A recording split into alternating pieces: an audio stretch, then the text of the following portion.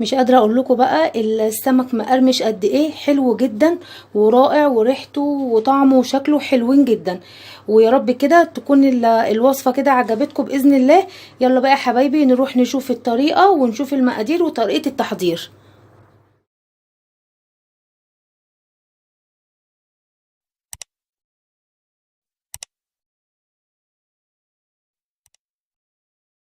السلام عليكم ورحمة الله وبركاته. اللهم صل وسلم وبارك على سيدنا محمد. معاكم وصفات سمسمة سحر متنوع. وحشتوني كتير جدا يا حبايب قلبي. ان شاء الله باذن الله قبل ما ابدا ما تنسونيش بقى في اللايك والاشتراك وتفعيل الجرس علشان خاطر اكبر بيكو وليكو. وباذن الله كل حاجه بتعجبكم ان شاء الله بقى انا بقدمها تكون عجباكم وبتنول اعجابكم. انا ان شاء الله باذن الله النهارده انا هعمل السمك المقلي المقرمش حلو جدا بتتبيله رائعه مميزه. وباذن الله هتعجبكم او هتنول اعجابكم. هقول بسم الله الرحمن الرحيم ان شاء الله النهارده. وهقول انا معايا 2 كيلو سمك بولتي انا منضفاه زي ما انتم شايفين كده. بصوا ما شاء الله ابيض قشطه ما فيهوش اي حاجه. انا بكون غسلاه كويس قوي ونقعاه في دقيق وملح. وبعد ما بنقعه وبغسله بقوم شقاه كده زي ما انتم حضراتكم شايفين. انا بشقه كده علشان خاطر لما اجي اتبله تبقى التتبيله تخش فيه ويبقى مملح وطعمه حلو زي بتاع المحلات بالظبط. ومعايا هنا دي معلقتين هريسه من اللي انا عاملاهم. عشان كده قلت لكم انا الهريسه ديت ما بستغناش عنها خالص، بعتمد عليها في كل وصفات التتبيلات والصلصه. ومعايا هنا راس توم وسط ومقطعه وطحن عليهم قرنين فلفل رومي اخضر. ومعايا هنا نص كوبايه عصير ليمون. ومعايا نص كوبايه خل. ومعايا بقى هنا حبايبي التوابل بتاعتي. معايا هنا معلقه كبيره كزبره، معلقه كبيره كمون، معلقه صغيره فلفل اسمر، ودي معلقه كبيره من بهارات السمك. بهارات السمك دي انا عاملاها هبقى اكتبها لكم في صندوق الوصف. انا عاملاها بقشر الجمبري. هي اصلا بهارات السمك الاصليه بتتعمل بقشر الجمبري، ليها كده تكه معينه. هبقى ان شاء الله لو عرفت اعملها لكم في حلقه هعملها لكم. تمام. ومعايا هنا ربع معلقه كبابه صيني.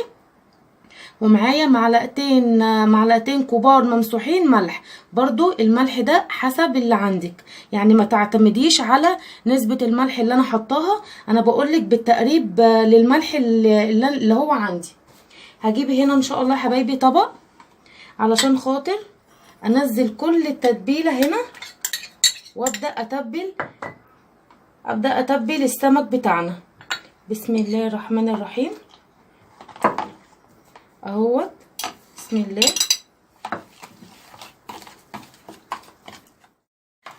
كده حطيت كل التتبيله على بعضها، الهريسه بتاعتي وراس الثوم اللي انا مقطعه عليها فلفل اخضر وهرساه، وكل التوابل بتاعتي والليمون والخل وطبعا انتي بتدوقي الملح. انا كده الملح بتاعي مظبوط جدا. بتدوقوا يا جماعه الملح، ما تعتمدوش على نسبه الملح برضو اللي تبقى محطوطه لان كل ملح غير التاني.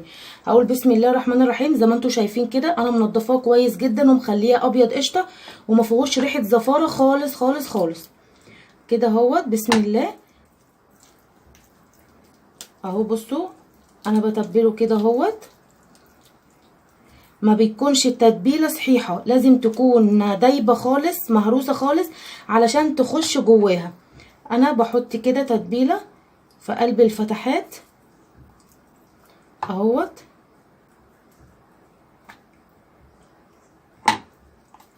بصوا كده حبايبي اهو. بصوا ما شاء الله. بصوا اهي التتبيله اهي ناعمه خالص علشان خاطر لو هي خشنه مش هتتشرب كويس.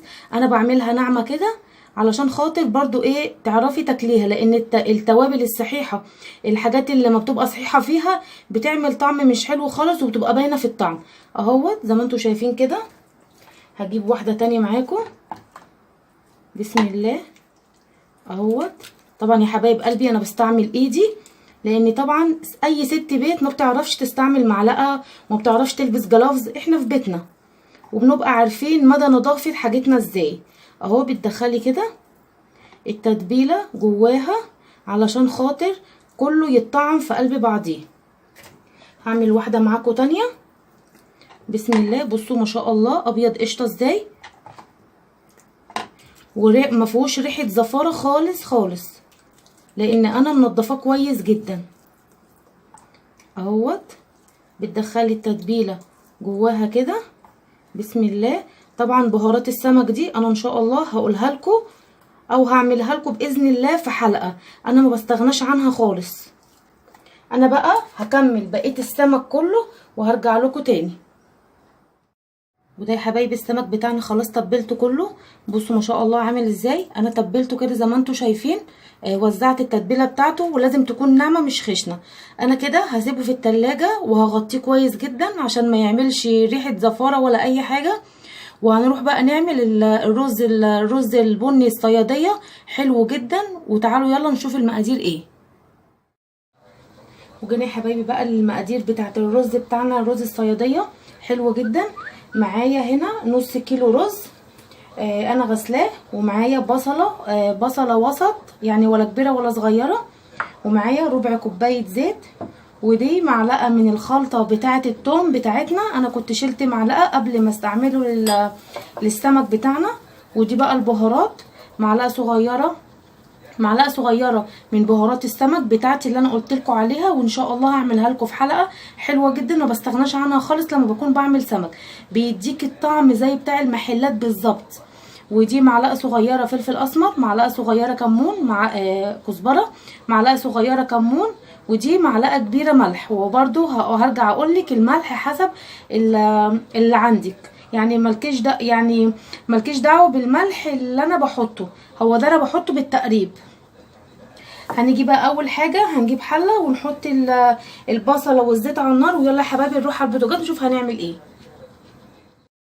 بصوا بقى يا حبايبي انا كده جبت الحله اهو وحطيت الزيت بتاعنا تمام. بعد كده هنزل بالبصل،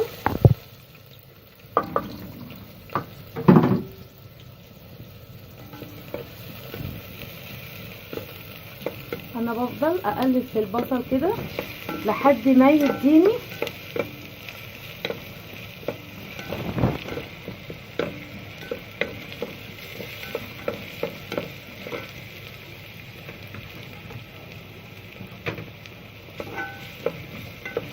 اهوت. انا بفضل اقلب في البصل اهو لحد ما يديني اللون اللي هو يعني ما هو مش محروق، اللون اللي هو البني الغامق.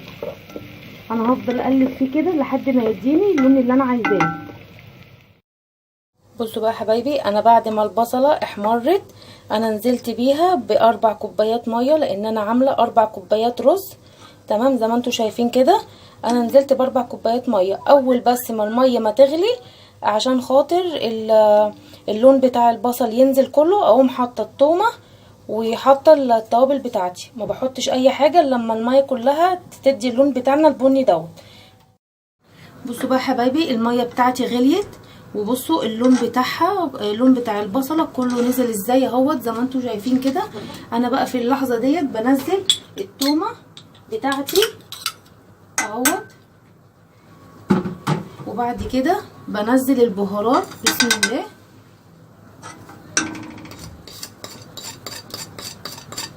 اهوت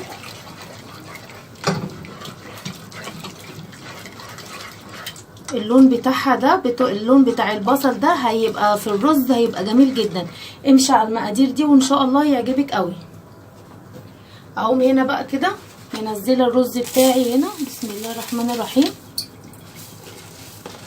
اهوت ده نص كيلو رز. طبعا انت بتحطي الميه على قد مقدار الرز اللي عندك اهوت زي ما حضراتكم شايفين كده. يبقى انا بعد ما البصله بتاعتي نزلت اللون بتاعها في الميه، قمت منزله الخلطه بتاعت التومه، وبعد كده نزلت التوابل. انا بقى كده خلاص هسيبها بقى تغلي. اول ما الرز يتشرب هقوم موطيه عليه وهوريهولكم ان شاء الله يا حبايبي في التقديم. هنيجي بقى يا حبايبي بعد كده ما خلصنا الرز بتاعنا، هنيجي بقى عشان نقلي السمك دوت ايه. انا حاطه هنا كوبايتين دقيق ومعاها نص كوبايه نشا ودي البهارات بتاعتنا، معلقه كمون ومعلقه ملح ومعلقه كزبره ومعلقه بهارات السمك.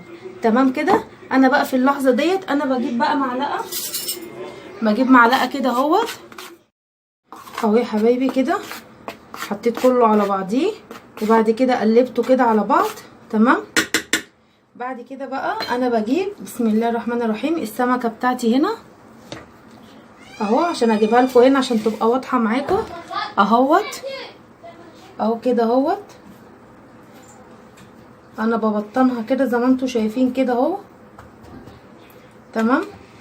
بعد كده بحطها في الصينيه هنا كده. هعمل معاكم واحده تاني اهو. الخلطه الكفر بتاع السمك دوت حلو قوي وبيطعم الدقيق. انا كده بطعم الدقيق بتاعي اهو كده زي ما انتم شايفين كده اهوت اهو. بسم الله الرحمن الرحيم. الكفر دوت لما بتطعميه وبتيجي تاكل السمك بيخلي طعم السمك حلو جدا غير التتبيله بتاعتهم. انا هخلص بقى هبدر كل السمك بتاعي وبعد كده هنقليه على النار اهو يا حبايبي. والزيت غلى معانا اهو. بسم الله الرحمن الرحيم اهو. بسم الله. انا بسيبه كده يتحمر، ما بقلبوش خالص عشان القش الكفر بتاعه ما يطلعش. وده يا حبايبي الشكل النهائي للوجبه بتاعتنا بتاعت السمك. ما شاء الله. وبصوا شكله عامل ازاي ما شاء الله. بصوا مقرمش جدا حلوه قوي ان شاء الله يعجبكم. وده الرز بتاعنا اللي احنا عملناه. ودي سلطه الطحينه وسلطه السلطه الخضراء.